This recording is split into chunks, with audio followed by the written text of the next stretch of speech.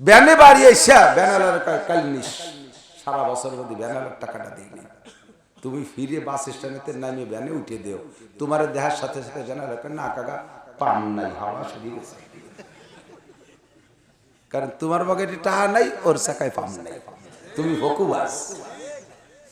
এত বড় পরিশ্রমী মানুষের টাকা দেন না, মাঠে কাজ করাইছেন, কিসেনের টাকাও বাকি রাখে, আছে না নাই?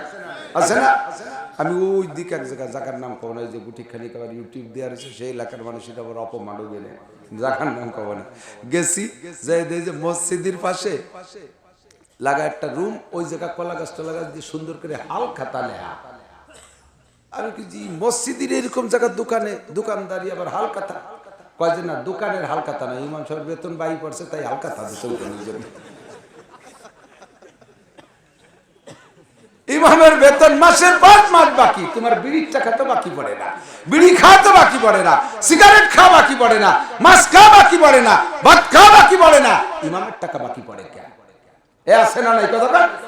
বছরের পর বছর ইমামের টাকা বাকি, কিয়ামতে দেওয়া লাগবেই 2 পয়সার বিনিময়। স্ত্রীর দেনমোহরের টাকা দিয়েছেন সবাই, বিয়ে করছেন যারা, ও তো সেই রাত্রি মাপ চাইয়ে নিছে, কত বড় থার্ড ক্লাস বোর কাছে মাপ চাইছে, তা প্রথম রাত্রি। কিভাবে মাপ চালেন? সিস্টেম আছে বলে আপনাদের জানার দরকার। সিস্টেম কি? বিয়ের রাত্রে বাসর রাত্রে যাইয়া বসে থাকতে হবে মুখ টুক পোড়াইয়ে, আর একদিক ফিরে বৌতি কবে যে তুমি আজকে রাত্রি না হলো বাসর রাত, বাসর রাত মানে খুশি আনন্দের রাত, সেই রাত্রি তুমি মুখ পোড়াই রয়েছেন কেন? 3 লাখ টাকা উঠে দিয়েছে গাড়ি, খুশি আসে কোন এমন ভাবে হাইসার চোর পাততালিতে মাথার তালি মন্ত্রী জুড়োই। বৌতি দেখলো যে আল্লাহ এই বিপদে আমার স্বামী পাচ্ছি না কাছে, যান ওগুলো মাফ করে দিছি, যান হয়ে গেছে মা। তুমি বউডারে তালাক দিয়ে দেখো, মাফ করে কয় 3.5 লাখ টাকা আদায় হবে, ওই রাত্রির মাফ করো, মাফ না বললো ভঙ্গি কুয়োরা, ঠিক না? শয়তানি শুরু হচ্ছে, পুলসিরাত পার হওয়ার সুযোগ পাবা না, পুলসিরাতের উপরে দাঁড়াইয়া পাওনাদার দিনাদারকে মুখোমুখি করে দেবে আল্লাহ তাআলা। এই যে যার কাছে পাবি সে চা দেয় রে, এই সব বিটিরা যাইয়া বুড়োকে গলা চিপে ধরবে, বুড়ো টাকা ফেলা, কি টাকা? দেনমোহরের টাকা। আমার বাপের বাড়ি থাকতে আমার দিকে কেউ তাকাইতে পারে না, আমার আব্বা আমার পাহারাদারি দিচ্ছে, জীবন যৌবনটা রক্ষা করছি, কোনদিন কোন পুরুষ আমার দিক তাকাইতে পারে না, গায়ে স্পর্শ করে না, আমার সারা গা তোমার জন্য খুলে দিছি, তুমি জীবন ভরে ব্যবহার করছো, আমার বিনি টাকায় সব টাকা ফেলাও। এদিকে এক বুড়ো, ওদিকে আর এক বুড়ো, যানজট হয়ে গেছে, ফেরেশতাকে আল্লাহকে এ ও জায়গা ভিড় লাগছে কেন? মানে জাম কেন, ট্রাফিক নাই ও জায়গা? আল্লাহ এক বুড়ি এসে বুড়িরা বুড়োকে গলা চিপে ধরছে, এই দেনমোহরের টাকা পাবে, তা তো কেউ নিয়ে আসেনি, কি যে কি আর। আল্লাহ কয় হ্যাঁ ব্যবস্থা আছে, ট্রান্সফার করো, মানি অর্ডার করো, বুড়োর আমলনামা থেকে নেকি বুড়ির আমলনামায় পাঠিয়ে দাও। কয় কি পরিমাণ? প্রত্যেক 2 পয়সার পরিবর্তে 700 রাকাত নামাজ দিতে কাটতে কাটতে আল্লাহ আর মাত্র 30,000 টাকা আছে, ধরো রোজা ধরো, দেওয়ার পরে আর কি আছে? কয় আর মাত্র 15,000 টাকা, আর কি আছে ধরো, সব দিয়ে টেকে আল্লাহ আর মাত্র 3,000 টাকা পাই আছে। কয় বুড়ির আমলনামাতে কিছু গুনাই দিয়ে ওইটা সমান সমান করে দাও, এরপরে বুড়ি যদি সুপারিশ করে নেয় তাহলে যাইতে পারবে, নালি খবর আছে। আর বুড়ির সাথে তো শেষকাল পর্যন্ত ভালো ব্যবহার করেন নাই, আর বুড়িও করে নাই তেমন, বেশিরভাগ বুড়ো মানুষকে বুয়নি ছুটি দেয়, ঘরে বুড়ির দ্বারে থাকতে দেয় না। আমার মা চাষিরা এসে গেলে একটু কয়ে যাই, রাগ করেন না। যৌবন কালে স্বামী লাগে এক কাজে, বৃদ্ধকালে লাগে নানান কাজে, বুড়ো কালে অসুস্থ হয়ে পড়ে, বিভিন্ন প্রয়োজনে লাগে, আর সেই সময় বুড়োরে গোয়েল করে শুতি দিতেছে, বুড়ো হেনে রাখবো ঠুলঠুলে কাশতেছে, গোয়েলছেন না তো গরুর গোয়েলি, কাকারেও জায়গা দিচ্ছেন কে?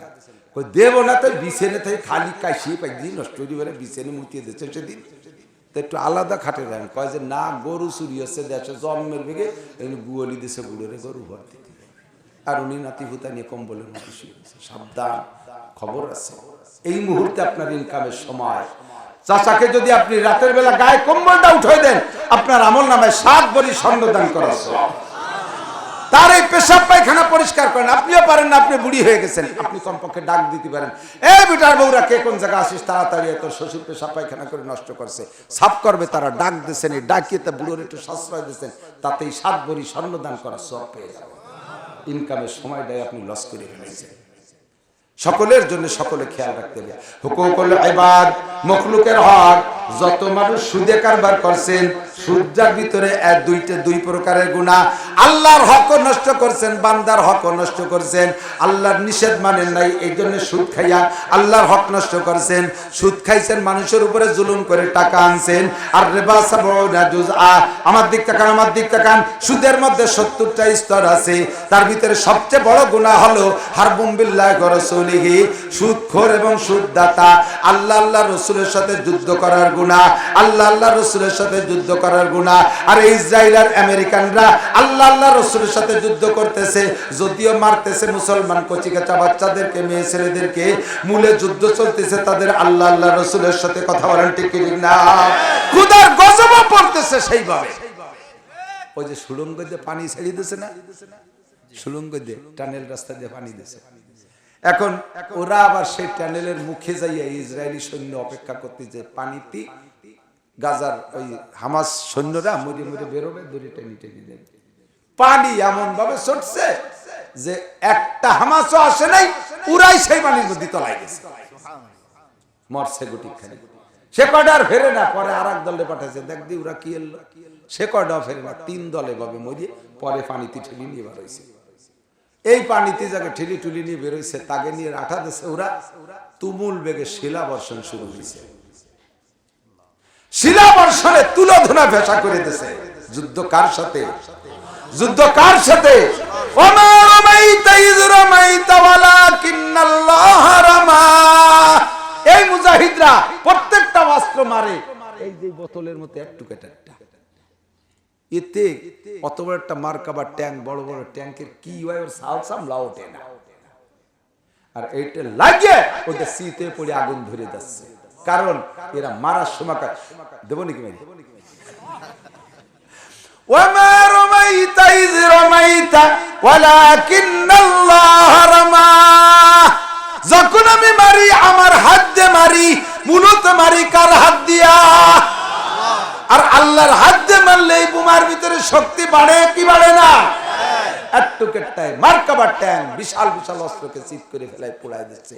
800-র উপরে তাদের যুদ্ধ যান ধ্বংস করে দিচ্ছে। কিন্তু নাশকরের গোষ্ঠী স্বীকার করে না। এত বড় নাশকর, মরিও কয় যে মরি নেই, মরিয়ে সাফ হয়ে যাবে, তোকে কোয়া লাগবে না। কথা বল না কেন? হারামে আরাম, কথা বলেন হারামে আরাম? কোন হারামে আরাম নাই। হারাম জিনা, ধরা খাইলে জুতোর বাড়ি। হারাম সুদ, ধরা খাইলে কিয়ামতে বিচার। হারাম ঘুষ, ধরা খাইলে চাকরি থাকে না। হারাম মদ গাঁজা, ধরা খাইলে জেল খাটতে হয়। হারাম এবার ব্যবসা, ধরা খাইলে জেল কাটতে হয়। হারাম চুরি করলে ধরা খাইলে মারির অভাব নাই। চুরি করলে মারা মায়ের খাসাইয়ে খাওয়া লাগে না, আল্লাহর রহমতে মুখস্থ মাই শুরু হয়ে যায়। 8-এর মধ্যে চুরি হইলে 8 কি ঠিক কিনা? আল্লাহু আকবার। তো কি বলছি যে আল্লাহ পাক রব্বুল আলামিন কিয়ামতের ময়দানে আমাদেরকে যেন ওই মাহফিলে অংশগ্রহণ করার তৌফিক দান করে, জোরে বলেন আমিন। সুদের 70 স্তর, 1 নম্বরে আল্লাহ আল্লাহ রাসূলের সাথে যুদ্ধ। আর এদিক বলতেও ভয় লাগে, লজ্জাও লাগে। সর্বনিম্ন সুদ হলো, সুদের সবচেয়ে ছোট 70তম যে গুনাহটা, সেটা হলো সুদখোর যদি পুরুষ হয় আপন মাকে জিনা করার গুনাহ।